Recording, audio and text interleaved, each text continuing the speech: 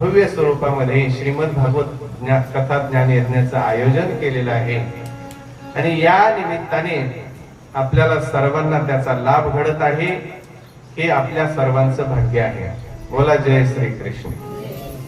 मोठा संयोग आहे, आपल्या सर्वांचं सौभाग्य आहे. म्हणून आपल्या जीवनामध्ये हा पुण्य पावन योग प्राप्त झालेला आहे.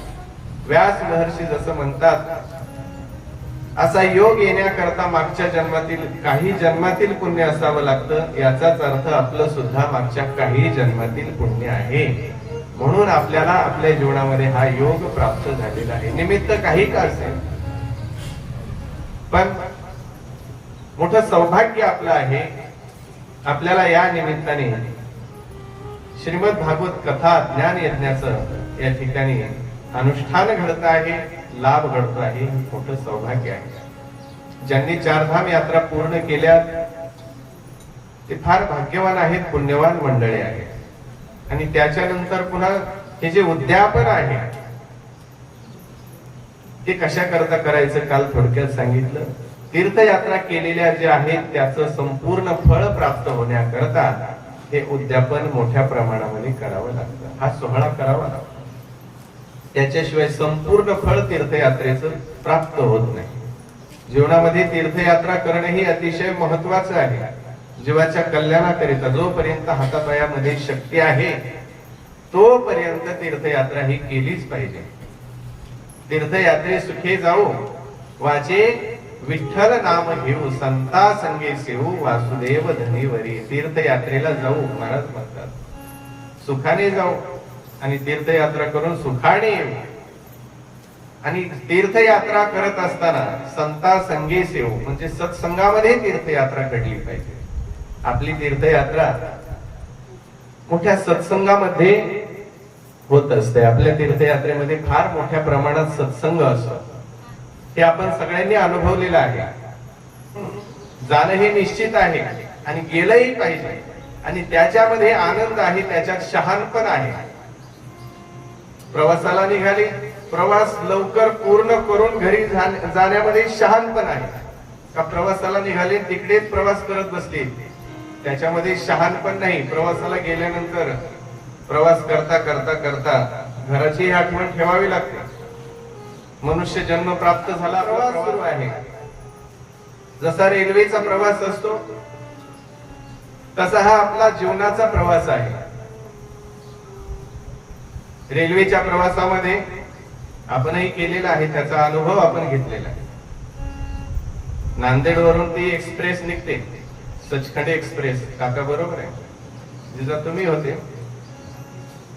आपण बहुतेकांनी तो रेल्वेचा प्रवास केलेला आहे बर का. या ठिकाणावरून ती ट्रेन निघते. निघाल्यानंतर तिचे अनेक स्टॉप असतात. प्रत्येक स्टॉप वरती थांबत थांबत जात असते. मग सुरुवातीला कोणी बसतात, ज्यांचं जिथं रिझर्वेशन आहे. त्याच्यानंतर पुढे पूर्णा स्टेशन असेल, परभणी असेल, संभाजीनगर असेल, मनमाड असेल, करत करत करत करत ती रेल्वे निघते. त्या ठिकाणी प्रवास करत असताना काही प्रवासी अगोदर बसलेले असतात. आपलं रिझर्वेशन नंतर असतं परभणी संभाजीनगर स्टेशनवरून. आपल्या अगोदर कोणीतरी तिथं बसलेला असतो, पण आपलं रिझर्वेशन घेऊन आपण त्या ठिकाणी जातो. भैया आमचं ते इथून रिझर्वेशन आहे, आमचं तिकीट आहे, आमचं हे सीट आहे. तो म्हणत असतो ठीक आहे, राधे राधे बसा, तुमचंच आहे. आम्ही उठतो. ते उठतात, त्यांचं स्टेशन पुढे येतं, ते उतरतात, नंतर येणारे बसतात. कधी कधी अगोदर बसतात, नंतर उतरतात. हा प्रवास चालूच असतो. तसा हा जीवनाचा प्रवास आहे. कोणी अगोदर बसलेत आपल्या आणि अगोदर उतरलेत, कोणी अगोदर बसलेत आणि आपण अगोदर उतरलो, आपण नंतर बसलो त्यांच्या अगोदर उतरलो. म्हणजे या प्रवासात आल्यानंतर प्रत्येकाचं उतरणं हे निश्चित आहे, त्याची वेळ निश्चित आहे, जागा निश्चित आहे, प्रवास कुठे संपणार आहे हे सगळं नियोजित आहे, पूर्व नियोजित आहे, सुनियोजित आहे. फक्त त्याचं स्मरण असणं गरजेचं आहे. बघा, जसं रेल्वेच्या प्रवासामध्ये स्टेशन आल्यानंतर त्याने उतरलं पाहिजे. पण कधी कधी काय होतं, प्रवास करता करता मैत्री होते, शेजारी जे प्रवास करणारे आहेत त्यांच्या बरोबर मैत्री होते, घनिष्ठता वाढते, एवढी प्रीती वाढते, मग उतरण्याचं मन होत नाही. मग तिकीट तर मथुरेला संपलं, पण अमृतसरला जाणारे त्यांच्या बरोबर आपली मैत्री झाल्याच्या नंतर आपलं उतरण्याची इच्छा होत नाही. आपण म्हणतो राहू दे, आता एवढं प्रेम तुमचं आमच्यावरती आहे, आमचं तिकीट पूर्ण झालेलं आहे, पण बसू, तुम्ही जिथं उतरणार तिथपर्यंत आम्ही येतो. असं चालेल का? नाही चालणार. काय होत असतं, आपलं तिकीट पूर्ण झाल्याच्या नंतर जर त्या ठिकाणी आपल्या स्टेशन वरती आपण उतरलो नाही तर काय होतं सगळ्यांना माहिती आहे. काय होतं तिथं, काय होतं, त्या ठिकाणी तो येतो काळ्या कोटवाला, तो म्हणत असतो अरे उतरिये, आपलं तिकीट पूर्ण झालेलं आहे. तो म्हणत असतो नाही साहेब, आमची प्रीती वाढली, एवढं प्रेम वाढलंय, एवढ्या दूरचा प्रवास 24 घंटे 28 घंटे झाला आम्ही प्रवास करतोय, सोबत गप्पा छप्पा झाल्या आणि इतका वेळ राहिल्यामुळे आता प्रेम वाढलं, आता आम्हाला सोडण्याची इच्छा नाही एकमेकांना, त्यांना आम्ही सोडण्याची इच्छाच नाही, आम्हाला त्यांच्या बरोबर राहू द्या, काही काळ तरी राहू द्या. काय होतं मग, त्या ठिकाणी त्या तिथीची विनंती केली काळ्या कोटवाल्याची, तो 1 मिनिट ऐकत नाही, एक शब्द आपला ऐकत नाही. तो समजावून सांगतो, नाहीतर काय करतो, धक्का देऊन बाहेर. यंत्रणा त्यांच्याकडे मोठी असते, मग मोठी फौज असते, ते घेऊन येतात, धक्का देऊन बाहेर काढतात, पण पुन्हा बसू देत नाही, उतरून हाकलून लावतात. नुसते हाकलून लावत नाही, त्याला लाथा घालतात, दंड त्याच्याकडून वसूल करतात, अपराधी म्हणून त्याला शिक्षाही देतात. का? त्याच्यानंतर त्याचा हक्क नव्हता, त्याच्यानंतर तो थांबला का, जिथपर्यंत त्याला जे काही नियोजित त्याचं तिकीट होतं तिथपर्यंत ठीक होतं, पण त्याच्यानंतर त्याने थांबायचं नव्हतं. थांबला, परिणाम काय झाला, अनेक समस्यांचा त्याला सामना करावा लागला, अनेक संकट, पुन्हा अपमान, पुन्हा फजिती, पुन्हा फटके, मार खावा लागला. कशामुळं? थांबल्यामुळं. वेळेच्या नंतर, थांबल्याच्या नंतर शिक्षा होत असते. तसं जीवनरूपी प्रवासामध्ये आपण आलो, आपल्याला हे मनुष्य शरीर प्राप्त झालं, प्रवास सुरू झाला. आपल्या अगोदरही रेल्वेच्या प्रवासात जसे बसले तसे अगोदरही या प्रवासात बसलेले म्हणजे आपले आई वडील, आजी आजोबा जे काही आहे अगोदर आले, ते अगोदर आले, कोणी अगोदरच गेले, कोणी अगोदर आले, त्यांच्या अगोदरच आपलं तिकीट पूर्ण झालं, आपल्याला जाण्याची वेळ झाली. वेळ झाली तर राजी खुशीने निघालं पाहिजे. ठीक आहे, मैत्री झाली, प्रगाढ प्रीती झाली, हरकत नाही, आनंद आहे, पण आपलं जे काही मर्यादित वेळ आहे ती पूर्ण झाल्यानंतर आनंदाने राधे राधे राम राम करायला पाहिजे. या आमचं आता एवढंच होतं, आम्ही निघालो. कुठं निघालो? आमच्या गावाला. जिथं आम्हाला जायचं होतं आम्ही निघालो. आम्ही जातो आमच्या गावात, आमचा राम राम घ्यावा. जगद्गुरु तुकोबाराय म्हटले आम्ही चाललो. कुठं चालले? म्हटले आमच्या गावाला. कुठे आहे तुमचं गाव? महाराजांना विचार. महाराज म्हटले आमचं गाव, आमचं घर. तुका म्हणे घर वैकुंठी त्या. हे घर आहे आपल्या सगळ्यांचं. त्या घराची आठवणच राहिली नाही. अज्ञानी जीवाला त्याची आठवण नाही, त्याचं ज्ञान नाही. त्याच्याकरता भागवत शास्त्र आहे, त्याच्याकरता ज्ञानेश्वरी आहे, जगद्गुरु तुकोबारायांची गाथा आहे, भगवद्गीता आहे, हरिपाठ आहे. ही तेवढ्या करता, आठवणी करता आहे, जाग होण्याकरता आहे. म्हणून जाग झालं पाहिजे. आता जागा रे भाईनो जागा. चोर निजल्या नाडूनी भागाने. चोर निजलाय. चोर कोण आहे? चोर आपल्याला माहिती आहे, मोठा चोर आहे, फार जबर आहे, बलाढ्य आहे तो चोर. जसा इकडे काळ्या कोटवाला येतो आणि हकलून देतो धक्का देऊन, तसा इकडे हा काळा कोटवाला, काळा यम आहे, काळ, त्याला काळ म्हणतो आपण. तो काळ आहे. वेळ आपली पूर्ण झाल्यानंतर, आयुष्याची वेळ संपली, मर्यादा संपली, पुन्हा 1 सेकंद आपला ऐकत नाही, आहे ऐकून घेत नाही. आम्ही एवढा पसारा केलाय, एवढं केलंय, आमकं केलंय, तमकं केलंय, एवढं असं काय ऐकत नाही. उलट जेवढा पसारा अधिक तेवढा दंड अधिक. ज्ञानेश्वर महाराज म्हणतात, चोरू म्हणून हरील सर्वस्व तयाचे. उलट तो म्हणेल की तुम्ही मोठे चोर आहात का, तुम्हाला उद्योग सांगितला होता काय, पाठवलं होतं कशा करता, केलं काय एवढ्या करता. उलट चोर म्हणून हरंतर करून घेईल आणि पुन्हा दंड होईल. हात झाडून या जाती दंड होती, पात्र होती दंडाचे. हा, तिथे गेल्यानंतर हात झटकून जातात. काहीच केलं नाही जीवनामध्ये, पुण्य कर्म केलं नाही, सत्कर्म केलं नाही, दान धर्म केला नाही, कोणाकडून सत्संग करून घेतला नाही. सगळ्यात मोठं पुण्य कर्म आहे, सगळ्यात मोठं जो जे दान आहे ते आहे नामदान, ज्ञानदान. हे सगळ्यात मोठं दान आहे. ज्ञानदेव वैष्णव मोठा, विठ्ठल नामे मुक्त पेठा, ज्ञानदान घडे श्रेष्ठा, वैकुंठ वाटा संत गेले. म्हणून सगळ्यात मोठं श्रेष्ठ असं, जसं दानाचे प्रकार अनेक सांगितले, भागवतामध्ये सांगितले, सगळ्या ग्रंथात सांगितले. दानाचे अनेक प्रकार आहेत. अन्नदान आहे, द्रव्यदान आहे, सुवर्णदान आहे, भूमिदान आहे, वस्त्रदान आहे. हे जे काय आहेत, आता अन्नदान शेवटच्या दिवशी होणार महत्वाचं दान आहे. हे सगळे दान आहेत. याचंही मोठं फळ आहे. हे दान तर केलंच पाहिजे जीवाने, आपल्या शक्तीनुसार, सामर्थ्यानुसार. भूमिदान करणाऱ्याला लाभ शास्त्रात सांगितला, तो पुढच्या जन्मामध्ये राजा होता.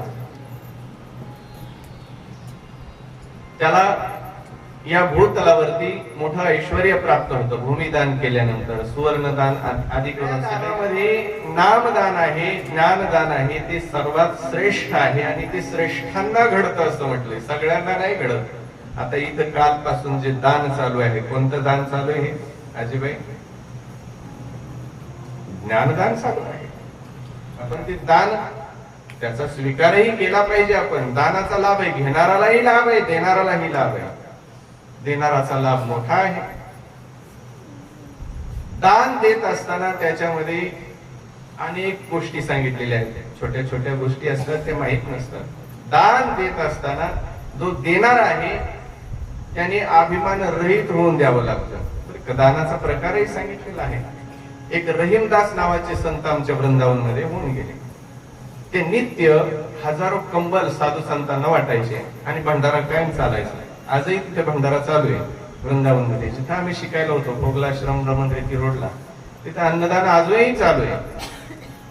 तर ते रहीमदास नावाचे संत खूप जे काही त्यांना मिळेल ते दान म्हणून द्यायचे, नित्य वाटायचे. एका खिडकीच्या जवळ आतून उभे राहायचे आणि खिडकीमधून द्यायचे.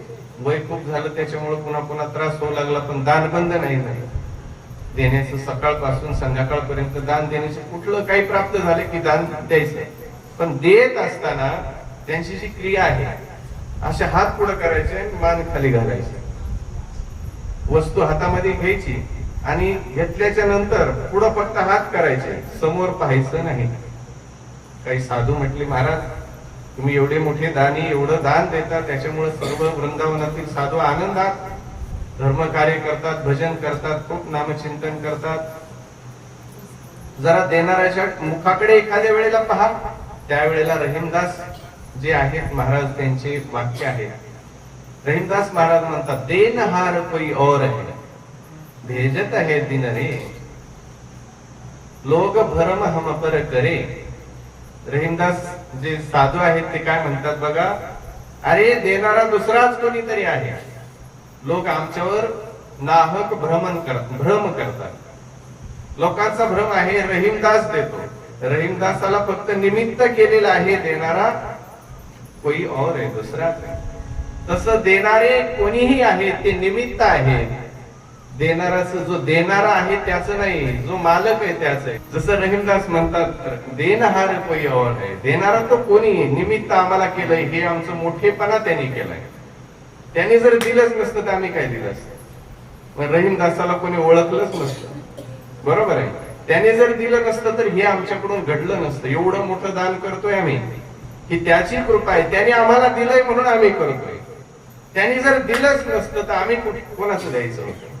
म्हणजे देणार आहे त्याची कृपा आमच्यावरती आहे, त्याने आमचं निमित्त केलेलं आहे, आमचा मोठेपणा केलेला आहे, नाव आमचं केलेलं आहे. द्यायचंय त्याला, करायचंय त्याला, त्याने दिलंय, दिलेलं आहे, देण्याकरता दिलेलं आहे. बघा, ईश्वराने खूप काही दिलेलं असतं, खूप काही दिलेलं असतं. आणि कशा करता दिलेलं असतं? देण्याकरता दिलेलं असतं. ईश्वराने दिलेलं आहे ते देण्याकरता दिलेलं आहे, ठेवण्याकरता दिलेलं नाही. देण्याकरता घ्यायचं, खूप घ्यायचं. देणाराने देत जावे, घेणाराने घेत जावे, आणि घेता घेता देणाराचे हातही घ्यावे. वा, असं एक कवीनं म्हटलेलं आहे. बरोबर आहे ते. देणाराने देत जावं आणि घेणाराने सुद्धा घेत जावं, आणि घेता घेता देणाराचे हातही घ्यावे. बरोबर आहे दादा. देणाराचे हात घ्यायचे म्हणजे हात काढून घ्यायचे नाही, हात घ्यावे याचा अर्थ देण्याची सवय घ्यायची. त्यांना त्या देणाऱ्याला देण्याची सवय, परमात्म्याला देण्याची सवय, ईश्वराला, साधू संतांना देण्याची सवय आहे. ही मोठी मंडळी देण्याची सवय असते त्यांना, म्हणूनच मोठी झालेली असतात. आपण विश्वामध्ये जी मोठी माणसं म्हणतो ना, ही फार मोठी माणसं आहेत, ते फार मोठे आहेत. त्यांच्याकडे काय बाबा, काय कोणत्या गोष्टीची कमी नाही, सगळं काय ईश्वराने भरपूर दिलंय. का दिलंय याचा अभ्यास आपण केलेला नसतो. ठेवण्याकरता दिलेलं नाही, हा त्यांचा अभ्यास आहे. हे त्यांच्याकडे ज्ञान आहे, त्यांना माहिती आहे दिलंय, पण देण्याकरता दिलंय ही भावना त्यांची आहे, म्हणून ईश्वराने त्यांना दिलंय. आणि कोणाला कोणाला आपल्याला प्राप्त झालेलं असतं, दिलेलं खूप काय असतं, पण आपली भावनाच होत नाही ती देण्याकरता. म्हणून द्यायचं म्हणजे किती द्यायचं, तर शास्त्र असं सांगतंय 10वा भाग द्यायचा. आपण जे काही कमवतो त्याच्यातला 10वा भाग अगोदर धर्म कार्याच्या नावाने काढून ठेवायचं. वर्षाला जर किमान आपण 1 लाख कमवत असेल, दिवसात 1500 कमवत असेल, तर 10वा भाग हे कष्ट करून कमवणाऱ्या करता. जे नोकरदार असतात, दक्षिणा घेणारे आमच्यासारखे महाराज असतात किंवा ब्राह्मण आहेत, देवता आहेत, हे काय जे आहेत, यांनी 4था भाग द्यायचा. यांच्यासाठी शास्त्राने 10वा भाग नाही सांगितला, 4था भाग द्यायचा. तुम्ही 100 रुपये मिळवले तर 25 रुपये आधीच काढून ठेवायचे. कष्ट करणाऱ्यांनी 100 रुपये मिळाले, 10 रुपये काढून ठेवायचे. अकस्मात जर धन प्राप्त झालं तर अर्धा भाग अगोदरच काढून ठेवायचा, म्हणजे बाकीचा राहिलेला भाग आनंद देतो, नाही तर सगळंच निघून जातं. असं बऱ्याचदा घडलेलं आपण पाहतो सुद्धा. काहीच राहत नाही. मग आपण जर ते अर्ध नाही दिलं किंवा 4था भागही नाही दिला तर बाकीचे राहिलेले 3ही ते घेऊन जातात. त्याच्या मागे 15 अनर्थ असतात, असं भागवतात सांगितलं. बोला राधे राधे.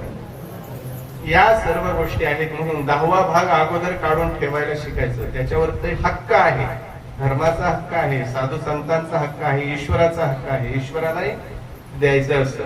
असं जर घडलं नाही जीवाकडून तर जीवाच्या जीवनामध्ये दुःख प्राप्त होतं, त्याला आनंद, समाधान कधी प्राप्त होत नाही. काही लोक खूप समाधानी, काही कोणाकोणाला काहीच समाधान नाही, असं चित्र दिसतं आपल्याला बऱ्याचदा. कुठं दिसतं आपल्याला. काही माणसं काहीच नसतं पण खूप समाधानी असतात, आणि कोणाकोणाकडे खूप काय असतं जगाला दिसणार, भौतिक ऐश्वर्य, वैभव, पण समाधान त्यांच्याकडे नसतं. काय कारण आहे? याच गोष्टी त्याला कारण आहे. बोला राधे राधे. मोठा चिंतनाचा भाग येतो.